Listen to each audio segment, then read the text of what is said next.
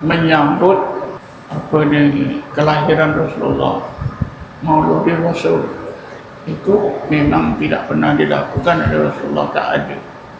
Tapi itu adalah jenis bid'ah hasanah, kerana kita semua disuruh dalam Islam supaya memuliakan Rasulullah. Kita ni ada 4 kewajipan terhadap Rasulullah yang kita tak tahu. Bismillahirrahmanirrahim. Walladzina amanu bihi wa azzaruhu wa nasaruhu wattaba'u nural ladzi unzila ma'ahu wa ulaika humul muflihun. Ada 4. Yang pertama, beriman kepada Rasulullah. Yang kedua ni kita lupa. Wa azzaruhu, memuliakan Rasulullah. Kita dah ditinggalkan zaman Rasulullah lebih 1400 tahun. Macam mana memuliakan? Macam-macam boleh. Dapat anak lelaki namakan Muhammad, memuliakan dia. Bila sampai tarikh lahir Rasulullah, kita buat majlis Maulid Rasul, itu memuliakan. Baik tu.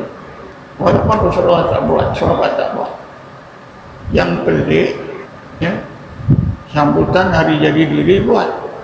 Tapi orang buat sambutan kelahiran Rasulullah, dia kata bid'ah.